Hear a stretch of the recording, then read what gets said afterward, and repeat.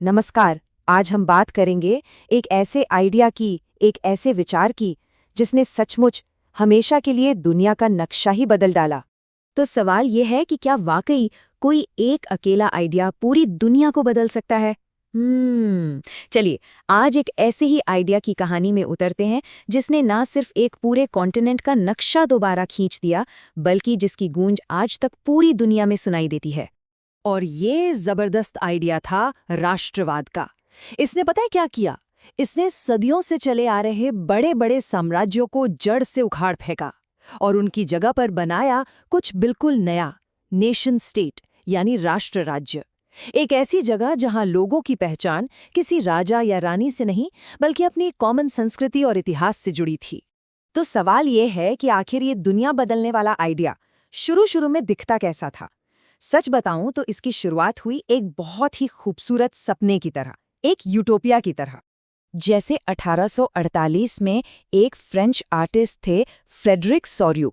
उन्होंने अपनी एक मशहूर पेंटिंग में इसी सपने को कैनवस पर उतारा। उन्होंने दिखाया कि यूरोप और अमेरिका के सब लोग एक साथ आज़ादी की मूर्ति के सामने से मार्च कर रहे हैं, एक साथ एक बेहतर भविष्य की ओर। सोचिए, ये एक ऐसी दुनिया का सपना था जो उस समय की हकीकत से कोसों दूर था। तो आखिर ये राष्ट्रवाद है क्या? इसके मूल में बस एक सीधा सा विश्वास है कि जिन लोगों का इतिहास, कल्चर और भाषा एक जैसी है, वो सब मिलकर एक अलग ग्रुप, एक राष्ट्र बनाते हैं और उस राष्ट्र को अपना शासन खुद चलाने का हक है। ये अपनेपन की, एकता की एक बहुत ही पावरफुल फीलिंग है।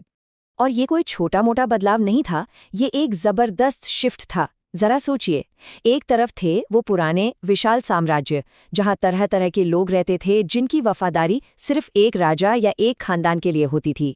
और दूसरी तरफ था ये एकदम नया आइडिया, राष्ट्र राज्य का, जहां वफादारी किसी राजा के लिए नहीं, बल्कि लोगों की अपनी कॉमन पहचान, अपनी विरासत के लिए थी। तो फिर इस सपने में आग कैसे लगी?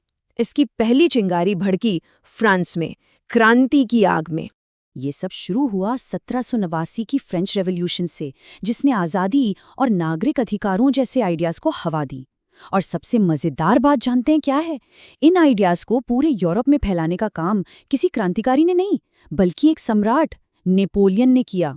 उसने अपने 1804 के सिविल कोड से कानून के सामने सबको बराबर लाकर खड़ा कर दिया। ये कितना विरोधाभासी है ना? नेपोलियन था तो एक सम्राट, लेकिन उसकी फौजें जहां भी गईं, वो अनजाने में ही सही पर राष्ट्रवाद और क्रांति के बीज बोती चली गईं। उसकी हार के बाद 1815 में वियना कांग्रेस ने पुरानी राजशाही को वापस लाने की खूब कोशिश की, लेकिन तब तक वो कहते हैं ना, जिन बोतल से बाहर आ चुका था। तो ये आइडिया अब हवा में तो था, पर ये हकीकत कैसे बना? चलिए आगे बढ़ते हैं और दो बहुत ही दिलचस्प, बहुत ही ड्रामेटिक कहानियों को देखते हैं जिन्होंने इस आइडिया को जमीन पर उतारा। पहले बात करते हैं इटली की।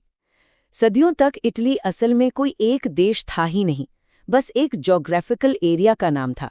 ये कई छोटे छोटे राज्यों में बटा हुआ था और ऑस्ट्रिया जैसी बाहरी ताकतें यहाँ बहुत दखल देती थीं। इस बिखरे हुए इटली को एक करने के लिए 3 हीरो सामने आए, कह सकते हैं आत्मा, दिमाग और तलवार।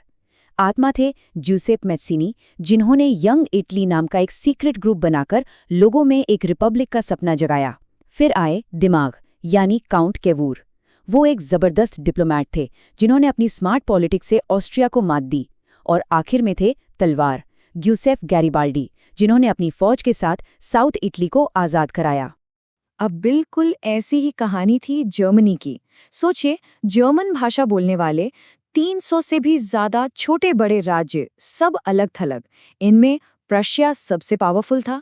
इन सब को एक साथ लाना कोई बच्चों का खेल नहीं था। और यहाँ तस्वीर में आते हैं प्रशिया के चांसलर ओटो वॉन बिस्मार्क। उनका प्लान एकदम क्लियर था, कोई कंफ्यूजन नहीं। उनकी मशहूर ब्लड एंड आयरन यानी रक्त और लौह की पॉलिसी का सीधा सा मतलब था, ये एकता भाषणों से नहीं बल्कि जंग से, ताकत से हासिल होगी। और उन्होंने वही किया। डेनमार्क, फिर ऑस्ट्रिया और फिर फ्रांस, एक के बाद एक सोची समझी लड़ाइयों के बाद आखिरकार 1871 में एक यूनिफाइड जर्मन एम्पायर का ऐलान कर दिया गया। बिस्मार्क का ब्लड एंड आयरन का प्लान पूरी तरह कामयाब हुआ।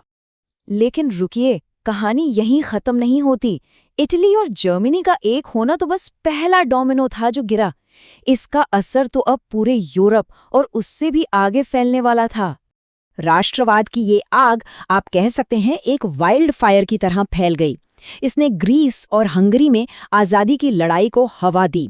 पोलैंड और आयरलैंड जैसे देशों में राष्ट्रवादी विद्रोह भड़क उठे और इसका नतीजा ऑस्ट्रो हंगेरियन, रशियन और ओटोमन जैसे सदियों पुराने विशाल एम्पायर्स एक एक करके ढहने लगे।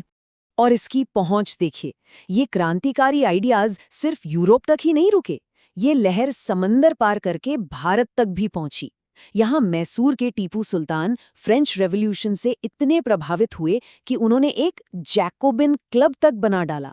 मतलब साफ था, ये अब एक ग्लोबल फिनोमिनन बन चुका था। तो अब जब हम पीछे मुड़कर देखते हैं तो सवाल उठता है कि इस पावरफुल आइडिया की असली लेगेसी, इसकी असली विरासत क्या है। एक राष्ट्र असल में एक इमेजिन्ड कम्युनिटी है, एक काल्पनिक समुदाय। ये एक ऐसी जबरदस्त ताकत है जो ऐसे लाखों करोड़ों लोगों को एक दूसरे से जोड़ देती है जो शायद अपनी पूरी जिंदगी में कभी एक दूसरे से मिले भी नहीं, लेकिन फिर भी उनमें एक दूसरे से जुड़े होने की एक कॉमन पहचान की मजबूत भावना होती है। एक तरफ देखें तो राष्ट्रवाद आज़ादी की एक बहुत बड़ी ताकत है। ये लोगों को हिम्मत देता है कि वो बाहरी शासन के खिलाफ, जुल्मी हुकूमतों के खिलाफ खड़े हों और अपनी आज़ादी के लिए लड़ें। लेकिन हर सिक्के का एक दूसरा पहलू भी होता है। यही राष्ट्रवाद जब हद से गुजरकर अंतर्राष्ट्रवाद में बदल जाता है तो ये टकराव, नफरत और इतिहास के कुछ सबसे खौफनाक, सबसे विनाशकारी युद्धों की वजह भी बना है। और बस यहीं आकर हम इस आइडिया के दोहरे चरित्र पर अटक जाते हैं। एक बड़ा सवाल खड़ा हो जाता है कि राष्ट्रवाद असल में एक जोड़ने वाली ताकत है या एक तोड़ने वाली। और ये वो सवाल है जो 19वीं सदी में जितना अहम था, आज की दुनिया में शायद उससे भी कहीं ज्यादा मायने रखता है।